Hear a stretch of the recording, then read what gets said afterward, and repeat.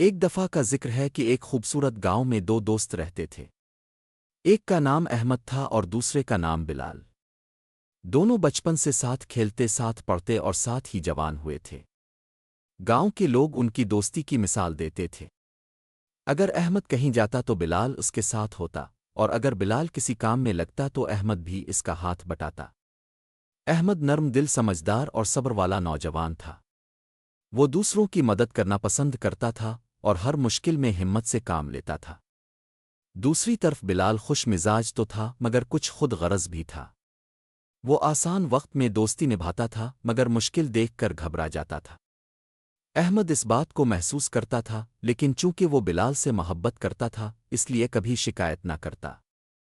ایک دن گاؤں میں خبر پھیلی کہ شہر میں بڑا میلہ لگا ہے۔ وہاں دور دور سے لوگ آ رہے ہیں۔ اچھے کپڑے، کھانے پینے کی چیزیں، کھیل تماشے، جانوروں کی منڈی اور مختلف سامان کی دکانیں لگی ہیں۔ یہ سن کر گاؤں کے نوجوان خوش ہو گئے۔ بلال دوڑتا ہوا احمد کے پاس آیا اور بولا، دوست، ہم بھی میلہ دیکھنے چلتے ہیں۔ زندگی میں ایسے موقع بار بار نہیں آتے۔ احمد نے مسکرا کر کہا، چلتے ہیں، مگر شہر کا راستہ جنگل سے گزرتا ہے، وہاں خطرہ بھی ہو سکتا ہے۔ بلال نے فوراً کہا، ارے تم فکر نہ کرو، ہم دونوں ساتھ ہوں گے تو کوئی خطرہ نہیں۔ دو دوست مل کر ہر مشکل کا مقابلہ کر لیتے ہیں۔ احمد نے اس کی بات سن کر سر ہلا دیا۔ دونوں نے اگلے دن صبح سفر کا فیصلہ کر لیا۔ اگلی صبح سورج نکلنے سے پہلے دونوں دوست تیار ہو گئے۔ احمد نے اپنے ساتھ پانی کی مشک، کچھ روٹیاں، خشک میوہ اور ایک لاٹھی لی۔ بلال نے صرف ایک چھوٹا تھیلا لیا اور ہنستے ہوئے کہا، تم تو ایسے تیاری کر رہے ہو جیسے جنگ لڑنے جا رہے ہو۔ احمد نے نرمی سے کہا، سفر میں احتیاط ضروری ہوتی ہے۔ دونوں گاؤں سے نکلے۔ کھیتوں سے گزرتے ہوئے وہ ہنستے بولتے رہے۔ کہیں پرندے چہچہا رہے تھے، کہیں کسان ہل چلا رہے تھے، کہیں بچے کھیل رہے تھے۔ کچھ دیر بعد وہ جنگل کے کنارے پہنچ گئے۔ جنگل گھنا تھا۔ اونچے درخت، جھاڑیاں، خاموش راستے اور دور دور جانوروں کی آوازیں سنائی دیتی تھیں۔ سورج کی روشنی بھی شاخوں سے چھن کر زمین پر آ رہی تھی۔ بلال نے ہنستے ہوئے کہا، بس یہی جنگل ہے؟ لوگ تو اسے بہت خطرناک کہتے تھے۔ احمد نے کہا، ہر خاموش چیز کمزور نہیں ہوتی، احتیاط سے چلتے ہیں۔ دونوں آہستہ آہستہ اندر بڑھنے لگے۔ کچھ دیر بعد راستہ سنسان ہو گیا۔ پرندوں کی آوازیں بھی کم ہو گئیں۔ ہوا میں عجیب سا سکوت تھا۔ اچانک جھاڑیوں میں زور کی سرسراہٹ ہوئی۔ بلال گھبرا گیا۔ یہ کیا تھا؟ احمد نے لاٹھی مضبوطی سے پکڑی اور کہا، پرسکون رہو۔ اسی لمحے سامنے سے ایک بڑا ریچھ نکل آیا۔ اس کی آنکھیں سرخ تھیں، جسم بھاری تھا اور وہ بھوکا معلوم ہوتا تھا۔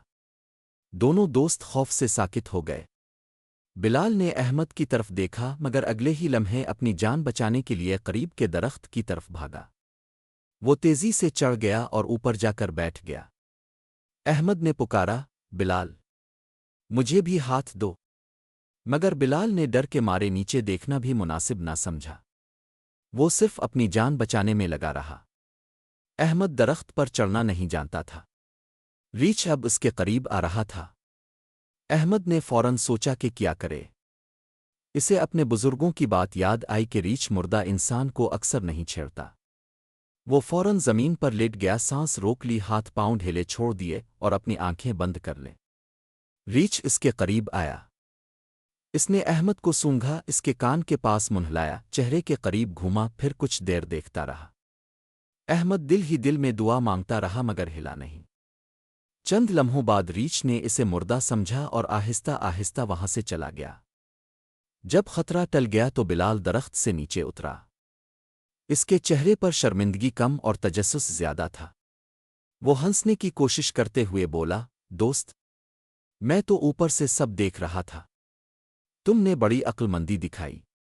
پھر اس نے مذاق کے انداز میں پوچھا، یہ بتاؤ ریچھ تمہارے کان میں کیا کہہ رہا تھا؟ میں نے دیکھا وہ کافی دیر تمہارے پاس کھڑا تھا۔ احمد آہستہ سے اٹھا، کپڑے جھاڑے اور خاموشی سے بلال کی طرف دیکھا۔ پھر بولا، ریچھ مجھے یہی نصیحت کر رہا تھا کہ ایسے دوست پر کبھی بھروسہ نہ کرنا جو خطرے کے وقت ساتھ چھوڑ دے۔ یہ سن کر بلال کا چہرہ زرد پڑ گیا۔ اس کے پاس کوئی جواب نہ تھا۔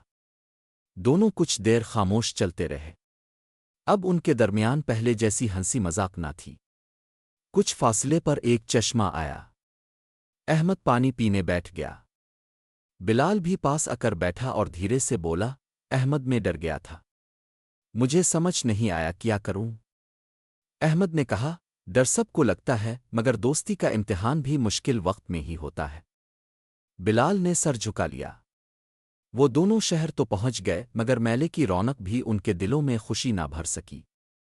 جہاں لوگ ہنس رہے تھے، کھیل رہے تھے، خریداری کر رہے تھے، وہاں بلال کے دل میں پچھتاوا تھا۔ اس نے احمد کے لیے مٹھائی خریدی اور کہا، دوست میری غلطی معاف کر دو۔ احمد نے نرمی سے کہا، معافی مانگنے سے دل صاف ہوتا ہے مگر سچی معافی وہ ہے جس کے بعد انسان بدل جائے۔ یہ بات بلال کے دل میں اتر گئی۔ واپسی پر دونوں پھر اسی جنگل سے گزرے۔ اس بار بلال خاموش تھا۔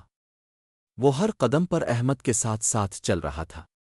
بلال کو اپنی غلطی کا احساس ہو چکا تھا اور اس نے احمد سے وعدہ کیا کہ وہ کبھی بھی دوبارہ ایسا نہیں کرے گا۔ احمد نے مسکرا کر بلال کو گلے لگا لیا۔ بلال اور احمد کی کہانی ہمیں یہ سکھاتی ہے کہ مشکل وقت میں جو ساتھ چھوڑ دے وہ سچا دوست نہیں ہوتا۔